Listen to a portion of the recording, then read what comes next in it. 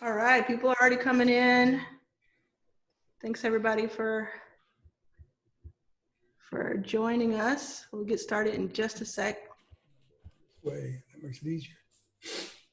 Got Mark Cuban here. I'm sure you all know we already have some excitement in the chat room. And we also have a Q&A section that we'll have a little bit later. So if you have a question, a direct question for Mark, put it in there. Chacha will help us make sure we see it. Okay, so let's get started actually, Mark. Thanks for being here, first of all. My pleasure, Arlan. I know you've been making the rounds and like making yourself available for different groups of people. I really appreciate that. My pleasure. Kind of kicks off the first question I have for you, and we haven't gone on over any of these questions, but I was just kind of wondering, I mean, I know you to a degree, right? We work together on certain things. We have a partnership going, which I appreciate. But I'm just curious how you're feeling right now, because I think a lot of people think if someone is a billionaire, they're kind of immune to what's going on and they're not feeling it. I'm stressed as shit. Yeah, I'm stressed as hell, man. I mean, because I've got all these entrepreneurs that I'm partners with that are double stressed. Yep. You know, my kids are stuck here. They're stressed, you know. And so, yeah, I mean, I'm comfortable in terms of financially, without question, but emotionally, mentally, everything else, and all the people that are my partners I care about too, and their friends and their families and my friends. I mean, nobody escapes this. It's not like I'm in this little bubble and I don't care. It's stressing me out. I haven't been able to sleep. Yeah. And do you know how many people you have in your portfolio? How many companies? I got a list because I needed it for the PPP thing, the loan program, and it's like 250. Yeah. So, and I would imagine that no one prepared, like none of us really were prepared for this. You know, no, of course not. So no. Are you even like blown away and shocked by everything? Yeah. I mean, of course. I mean, when it first happened, I mean, everybody saw the video of me when I heard about, the NBA being postponed. And then just the realization and the shock of, okay, this is real. And then, everybody's got friends now that are sick, some that are very sick. And, I don't know anybody directly that's died, but, I know of people and have met people that ended up dying from it. And, this is real. And so it hits you. And then for me, it was like, okay, what do I have to do to help people? Because I'm in a position to help. And, I have access, I have a platform, I can get information, I can talk to anybody. And so what can I do to help? And that was my initial thought. And, that's where I've been trying to take it since then. And if you don't mind me asking you, feel free to answer anything you want, but where do you find solace and hope? Like, where do you turn, or people, who are the kids? Getting results. Yeah. My hope, my solace is from getting results from people and helping people. Really? Yeah. So that's like that's how you take care of your mental health, is just to keep giving. Yeah. I mean, that and shooting baskets. So that sound of the ball going through the net, that always makes me feel better. Sometimes it doesn't do it enough, but it makes me feel better. But yeah, just going and going and going. I mean, I've been working harder since this hit than I have in years. I found that the entrepreneur in me really comes out right now. There's the hacking and there's creativity, that everything that I've been espousing for 10 years is really coming to the fray, because you turn into that, if that's well, I mean, that's what being an entrepreneur is all about. You're solving problems, or you're making people's lives better, or you're creating, better situations. And, so if you're truly an entrepreneur, you can thrive in this situation. And particularly when everybody else is struggling, you hate to say it, but when it's difficult for other people, that's where entrepreneurs really shine. And, like I've said, this is where the heroes are born. When it's FUBAR, this is where the heroes rise, and this is where the new businesses are born. And 10 years from now, 5 years from now, we'll look back and there'll be 15, 20, 30 businesses that were created where we all said, damn, why didn't I think of that? And that makes so much sense now. Or this business really changed the game, and this is how we got back on our feet, or this was the idea that set us straight. And all those are going to be invented now. And, I always have told all my entrepreneurs just to say the words, why not me? And if not me, who? Yeah. And if not me, who, go for it, right? It doesn't have to be me. I just want to see it happen. Yeah. If you were not a billionaire yet, right? You were still doing your thing and hustling in a different way, and this had happened. What do you think you'd be doing? Like, what would you be starting? Like, do you recommend people start a company right now? I know you just said this is where big Yeah. companies will be built. Yes. Now's the time to start a company. I mean, now you don't, you know, if your approach to starting a company is I have to go raise money first, then stop right now. Right. Right? Now's not the time, right? Yeah. If your approach is, okay, I'm going to figure this out. Like I had my very first company, Micro Solutions. I started because I got fired. I was living 6 guys in a 3-bedroom apartment. I had nothing, you know, literally when I say nothing, the way we used to pay our rent, the 6 guys, we'd all take turns writing checks to one guy. And then that guy would take the money to the leasing agent or the landlord. And one day this guy, Dave O'Brien, just left. And took all the money, got his start. And so we were stuck. And in that very same business, we had a situation where we had $84,000 in the bank. There were 3 of us working there, maybe 2 years in. And some lady that worked for us, and we thought we had it done right. You know, we were doing payables, and I looked at the payables list, approved them all. Somebody else would my other partner would do the checks. I would sign them, put them in the envelope. Then all this lady had to do was lick the envelope, you know, put the stamp on and mail it. Instead, she takes those checks, whites out the payee, writes her name in, takes it to the bank, steals $82,000 of her $84,000. Wow. And so, you know, the shit was really hitting the fan. And when you get in those situations, there's just no point to get upset. Yeah. It was like, okay, here's where we are. And so what I did then is what I recommend to people do now. We talked to all of our vendors, every single one of them. We said what was up. Now, in that particular case, we were alone. Now everybody is scared.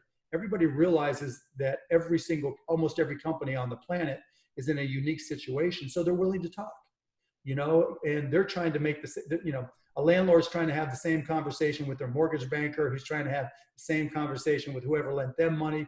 And there's just this food chain going up and down, and everybody's a mess right now. Yeah. And so for your company, for your circumstances, you have to communicate.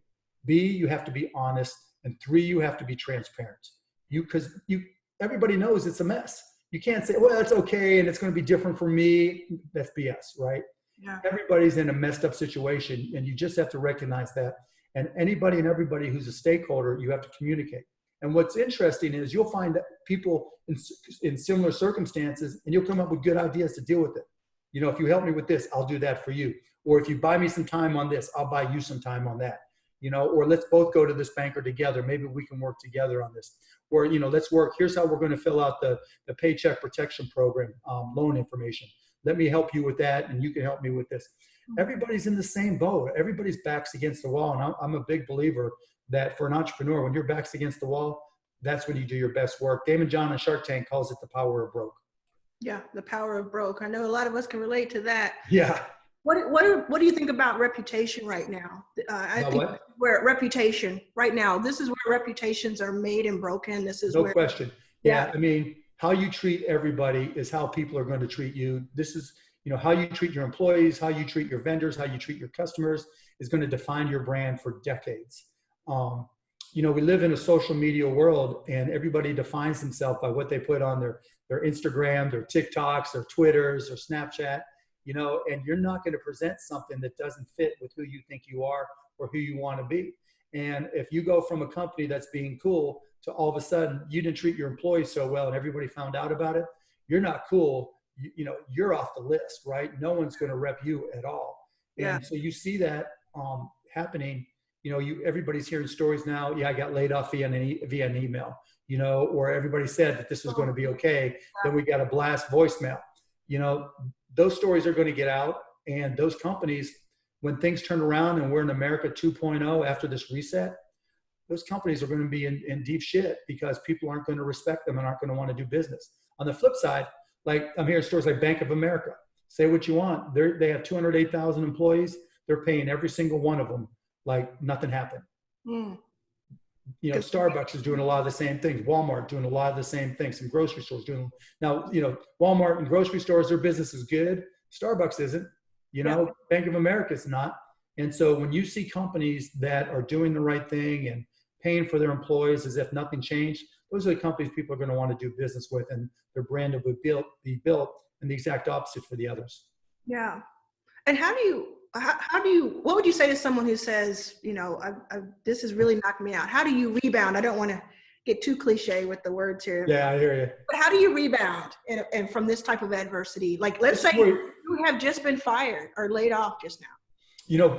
Prior to all this, going on government assistance had a bad rap, right? You don't want to be that person, and you don't want to feel like, oh my God, now I've got to do this, and I'm having to sign up for government support.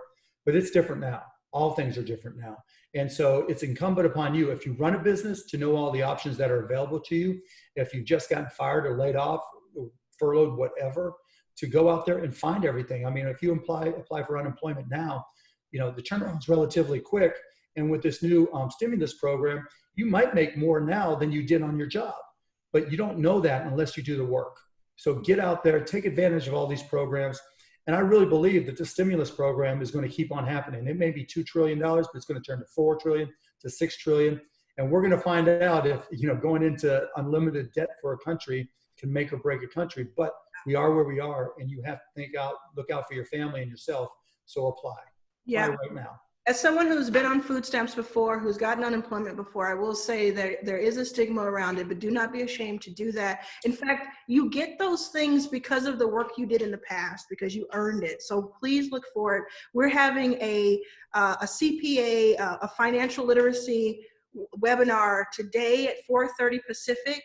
7:30 Eastern. If you go to itsaboutdamntime.com, look in the events section, you will see how to register for that. It's called that because that's the name of my book, but itsaboutdamntime.com.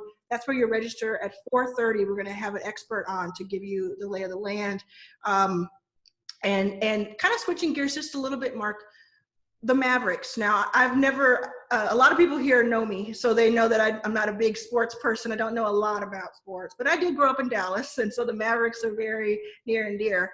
Tell me some of the things that you all are doing. Like, how do you go into those meetings, and how do you kind of strategize? Well, I don't go into the meetings. I've got great foundation people. Yeah, no, I know what you're saying. Just messing. I've got great people who look out. So, right when all this hit and they canceled the season, it just so happened the Mavs were playing, and my first thought was, okay, how are we going to take care of the people who work hour to hour, paycheck to paycheck? And so one of the things the Mavs are doing is we're paying all of our arena employees and Mavs employees as if all the games were being played and nothing got suspended. And we've kind of extended that. And I also have a restaurant in LA with my partner, Todd Wagner. We're doing the same thing there. Rise Nation, where, we were, is an exercise facility for Versa climbers, and they're shut down. Obviously, we're paying everybody there. And so that's just something that I've tried to do for companies that I have control over. I don't have, for my portfolio companies, as you know, you don't always have control. That's part one. Part two is, we recognize that the real heroes in all this are the healthcare providers that are out there going to work, saving people and putting their own lives at risk because they don't have all the PPE equipment, the masks, the ventilation, everything that they need. And so one of the first things we did was we went down to Parkland and UT Southwest, and because those serve the lower income residents of the city. And we said, okay, you guys, I think, have the hardest job and the most volume because this hits disadvantaged communities the worst. And so we're going to pay for your daycare. And so everybody that goes down there that has kids and needs daycare, we covered that for them. We also took lunches down for them because all the lunches have to be individually wrapped. Now we're looking at doing laundry for them so they can just drop off their laundry, and when they're done with their shifts, they'll have their laundry done. So all these things, when somebody puts their life on the line for us, whether it's military or in this case, healthcare providers, I want to give something back because I can. And so we're trying to set an example, and our foundation, the Mavs Foundation, has been great. We've also given to Austin Street Shelters, I forget the name, also to food banks, to shelters for women, because obviously abuse has gone up. So there's just wherever we can help, we're really trying to be aggressive and accelerating things that we may have done later in the year. We're accelerating to now, and we're still trying to balance because we don't know how long this is going to last. And so a lot of people are just like, help now, and we're kind of keeping our powder a little bit dry just so we can keep on helping. So if this is going on 2, 3, like we just found out Dallas County's locked down till May 20th, right? So we know there's another couple months almost, and who knows beyond that. So we're trying to make it so that all of a sudden when other people forget and they're just focused on themselves, we'll be out there focused on people who are continuing to help. Yeah. You know, I'm looking in the Q&A room. There's a Q&A room you can for questions you can ask specifically. I was going to get to them a little bit later, but I'm noticing there are a lot around investing right now. So either asking you to invest, asking me to invest, or Right. what do you think people are going to be investing? So we did get a question from one of our portfolio companies at Backstage that said, what do you expect, or when do you expect VCs to start investing regularly again? I know some of them have not stopped, but the ones who have, when do you think that they'll pick back up? I don't know. It really depends on the business. And it's not because I don't have the money or they don't have the money, but it's because what your expectations are and the logic that you use to make your decisions in investments may be wrong, right? America 2.0 may be completely different. And, you know, I'm getting a lot of potential investments for sterilization companies and sanitation companies and scrub this and clean that, you know, and cures for this and cures for that. And I've kind of stayed away from all that. If I see something that's a vision of America 2.0 that really resonates with me, you know, as you know, kind of, I look for deals where I say, why didn't I think of that? You know, or that's really going to change things. And so I'm hesitant just because I don't know if all those projections and that business plan the entrepreneur wrote is applicable at all, you know? And so it's not that I'm not trying to invest. It's, I want to see where the world is going and, you know, try to figure out what's going to accelerate that or make it work there. Because I mean, we're all figuring this out. Even the most seasoned like yourself, the newbies like myself, we're all figuring it out. And now any kind of data points or algorithm that we put things through is just turned upside down. All wrong. Yeah. All wrong. But I will say this, I think the markets that you focus on, Arlan, will be stronger because for people of color, people in disadvantaged communities, you know, they're going to need a lot of help. They're going to find themselves with a lot of people who didn't expect to be there, all of a sudden having lost their jobs and needing help and needing opportunities. And so, you know, people that can connect to those communities and come up with new ways to get people out of this and to really push it forward and to employ people and, you know, create a network effect of raising people up. I think there are going to be a lot of opportunities there. But again, it's not going to be something, I'm a real believer that the biggest businesses aren't going to be the ones where somebody goes out and raises $5 million and then all of a sudden tries to buy sales and tries to do it the Silicon Valley way. It's going to be where somebody says, okay, I've got this little idea. What do you think? And somebody says, I love it. You know, I'll help you make it. I'll buy one. I'll get other people to buy it, or we can all do this together. And it has a network effect that takes on, you know, that takes off by itself. You know, and I think those will be the best opportunity. Like Carol just typed, you know, the network effect of raising people up. Whoever figures out how to do that could be the world's first trillionaire. Yeah. And I just want to make sure everybody's hearing that part of right now is not the time to start think that you can start new relationships with new investors and somehow get some sort of capital today. And while you can, use ingenuity over looking for capital. Absolutely. Absolutely. To your equity and what other reasons, Mark? I'll tell you this, sweat equity is the best equity. And when you meet people who have become billionaires, it's because they started the company and they were able to retain a big chunk of it. Right? If you go out and raise money right off the bat, you're giving up equity. And when you raise money, it's not an accomplishment, it's an obligation. And it also reduces your ownership. I've seen people sell companies for billions of dollars, but they had been so diluted, they own 2, 3, 4%, which isn't bad. That's still good money. But you would think, you know, they would be obscenely rich, and they weren't. And they were companies where, you know what, they could have started them without raising a lot of money, but they just thought that they had to. You know, the smart entrepreneur does everything they possibly can not to raise money. Yeah. And I will take a moment here to really make that line of sometimes people who are underrepresented, underestimated, really do. We have gone through so much collectively that sometimes it does feel attractive to say, I would love somebody to write me $100,000 check and just make this go away, or make it easier for me because I have gone through so much. And you do see the headlines in TechCrunch, et cetera, of the guy from Stanford who got the $5 million to start a paperclip that flies. But you don't see the headlines of that same guy who took $5 million and lost it all, right? Yeah. And is stuck, right? Yeah. We all think you can just fake it till you make it and fail your way up. 99% of the time, that's not true.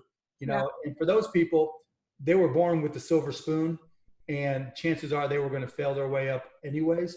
But if you look across the country, if you go outside of Silicon Valley and outside of New York, and maybe a lesser extent, LA and Boston, those people, that come on the Shark Tank, none of them started, well, not some of them come on, but 90% of them start with nothing, and they just had an idea and they started selling locally. And that's where the best businesses are born.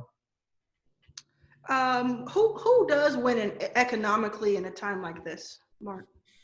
I mean, selling toilet paper, you're winning. If you're to Bippy, check out what's Bippy. that? We have a portfolio company that sells toilet paper. Yeah, I've got one, Dude Wipes, right? That sells an alternative to toilet paper, and they're killing it. Yeah. If you sell at grocery stores, if you sell things that that are going to be stored in a pantry, or you're going to keep. Who is this dude on the? I know we're trying to. Yeah, I'm trying to block him. I'm trying to figure out how to do it. Yeah. That's funny. It's happening, all over the place with these. I don't know how to do it though. We're trying, y'all. It's okay. That's pretty funny. I don't think it's funny. Kevin gang. That's pretty good. Wait. Okay, go ahead, Mark. So there's going to be companies, that are killing it right now, and so there's going to be opportunities there. Yeah, I'm just gonna close the chat for now. Okay. I don't have to do that, everybody, but someone's being odd. Okay, so let me look at more questions though, because the Q&A is still open. Let's see. Someone wants to know a very kind of a specific question. Claire wants to know, you mentioned that you're still paying people as if business were usual in some cases. Are you doing this from a cash reserve? Where is it coming from? I think they want to know for their own kind of company. Just because it's the right thing to do, But where is it coming from? Look, it's just, to me, logic, right? Okay. The value of another dollar to me isn't going to change my life at all. Right. The value of another dollar to the people that work paycheck to paycheck, get paid by the hour, and aren't sure when the next hours are coming from, that means everything to them. And so it's a small token, but it's something I've done before. It's not just because of this. I've done it before. Where things have happened and people haven't been able to work or whatever. But I do it because I can. Yeah. And I think what you may be saying, but beneath a lot of this is that there's some coming out of your pocket, but I won't assume here. Mark, Dan wants to know, and I can attest to this. He says, I heard you read every email you receive. How do you best appreciate someone trying to start a relationship with you? I also want to know, how do you do it? Like, literally, I will write to you and you'll be on the set of Shark Tank and you'll be like responding to me. I'm like, you did that? Because I don't do calls or meetings. I don't do calls or meetings. How many times have we had calls or meetings? Never, not once. Right. So everything via email for 2 reasons, or 3 reasons in the past anyways. In the past, it would be like, so how's the family? Who got the donuts? What's going on? What are you doing tonight? I don't have time for that. I just don't. And, so I got used to doing everything via email. And if there's something really important, then we can meet. And if there's something really super important, then we'll get on the phone. If it's something we can only deal with that way. So I do 99% of things via email. And so I'm just trying to chop them out of my email box. So, because that's kind of my tickler file. Whatever's unread or that I reset to unread, that's what I still have to get done. So I'm trying to get through them as quickly as possible. And, Arlan, I try to get reports from all my portfolio companies. And I always want bad news first, because I invested with you because I expect good news. It's not going to surprise me, but when something's going wrong, I want to know about it so I can help you. But that's how I get through it. So, it's crazy. I might get 1,000 now. I'm getting, ungodly amounts of emails, and I'm staying up late, but I want to get through them all because I want to try to reply to as many people as I can. Does your wife say there's certain hours you just need to put that phone away? Because all the time, all the time. My kids, my wife, all the time. I think we'll use that moment too, because I've asked you this before on stage. You're now being asked again very recently. Tell us what's up with the presidential stuff. Nothing. Absolutely nothing. Yeah. So, yeah, because I'm seeing all kinds of stuff that you're willing to do it. It's still open. Yeah, because people always ask me that, and I just like to tease them. Yeah. You never want to say never because you never know what happens. Yeah. So if there's 63 million people that ask me, then I'll say yes. If there's 62,999,000, the answer is no. I think maybe 3 years ago, maybe people would have said no to anybody, that the very specific, I won't do it, but like, it's a new world today. It's a new world. Yeah. And you know what? There's going to be new leaders. And, like I say all the time, you don't have to be the leader to be a leader. And this is an opportunity for everybody to stand up in your company, in your neighborhood, in your community, wherever you have the opportunity to contribute and help people. There's no better time to do it. This is new turf for everybody. And when things are all new, that's when the heroes are born. That's when leaders get to show their leadership. Like Arlan doing this and trying to help. This is where the leaders rise to the top. But why not you? Why not me? Why not anybody? There's all the old rules are out the door. Everybody's looking for answers. The one thing about this circumstance, the situation we're all in, is that nobody has all the information. All we have is imperfect information. We don't know when this thing's going to end. We don't know. We think we're going to be able to cure it and create a vaccine, and I'm pretty confident we will. We don't know when or for sure. And we still don't know enough about it to know exactly how it's all going to play out. And when you deal with imperfect information, you make imperfect decisions. It's more ready, fire, aim than ready, aim, fire. And not everybody can deal with that, but it opens the door for people who are resilient, for people who are agile, for people who are quick learners and continuous learners, because everything's changing and you've got to be a continuous learner. A month ago, people thought you couldn't spread it if you were asymptomatic, and then, this would work and then that would work. And we're learning something different every day. Mm-hmm. And so you just have to pay attention and be a continuous learner. And then when you have an opportunity where you say, you know what, this is something I can do that can make a difference. This is a company I can create. This is something that I think will have a network effect, and I'm starting to see it. Then you go and you become a leader. Yeah. I'm going to go back to a question that I forgot to ask. What happened to that dude who took all your rent money? Dave O'Brien, that's a great line. So Dobby, we called him, like 2006, I think. I got an email. Hey, Cubes, it's Dobby, I'm like, dude, you stole our money. I'm not saying shit to you until you send me a check. And he did. Wow. And I cashed it and gave it to everybody, and I still have that check. So you just feel like, and I never responded back to him after I got the check. But yeah, that's incredible, because some people would have chased him down, and that there's just no point, right?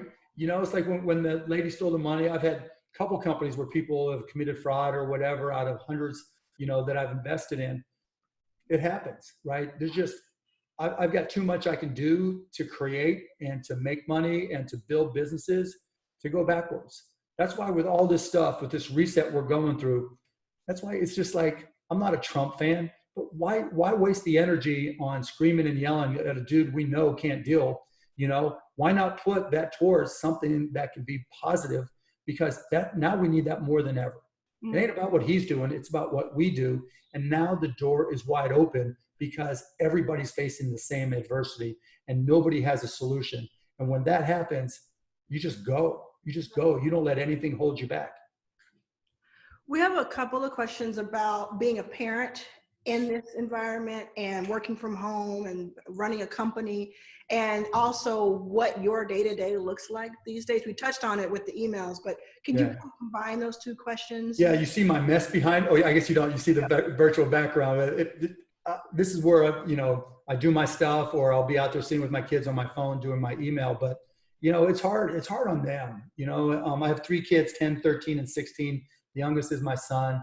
I know he's handling it the best because, he can just, screw around and play 2K, and, school's making him turn in homework and stuff like that online. But, the 13 and 16-year-old Alyssa and Alexis, they're kind of struggling. It's, for teenage girls, the optimum situation is not being stuck with your parents 24/7, And so I literally had to have a sit down with my 16-year-old right after I heard that they announced that it'd be May 20th and say, you know what, Lex, you're the oldest, now you're going to have to put family first because we're stuck for a while.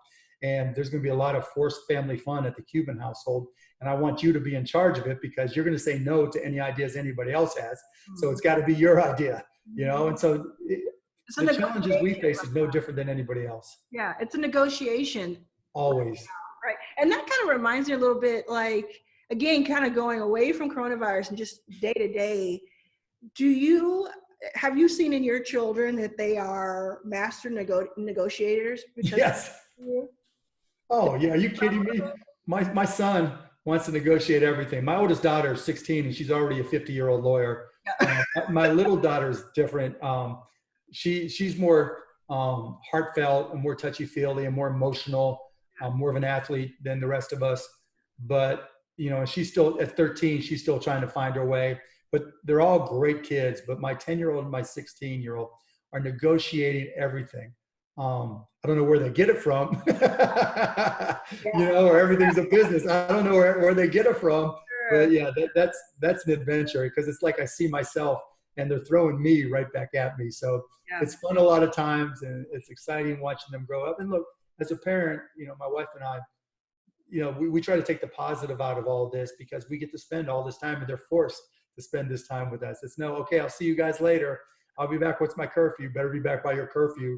And, we can track them now with, what's it called? Life 360, where, we know where their phones are and where they're going and all that.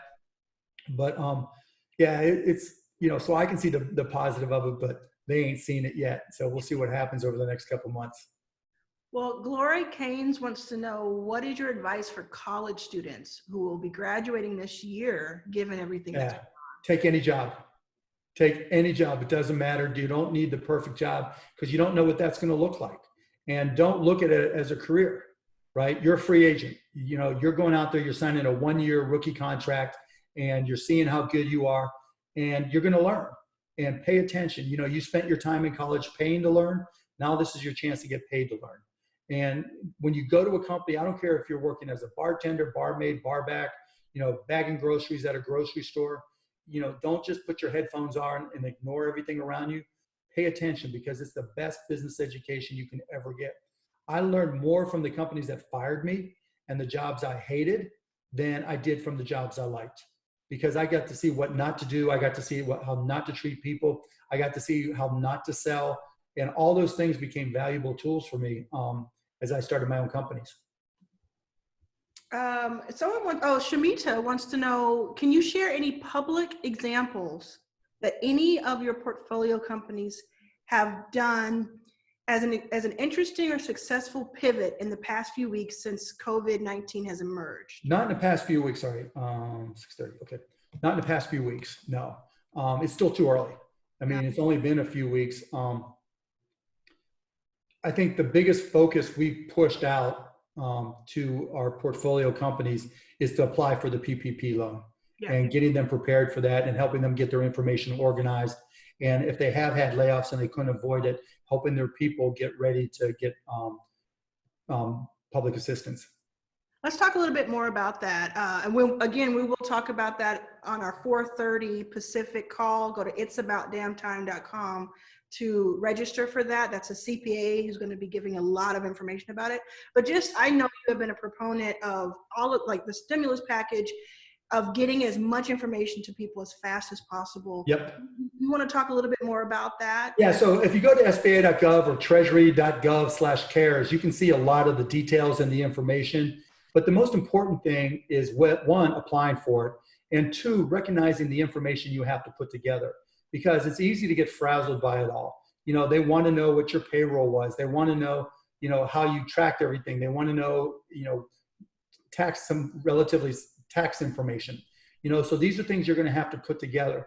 And you can do it not just if you have a regular business or a partnership, but also if you're an independent contractor or a gig worker. So you're going to have to put together information you may not otherwise normally put together.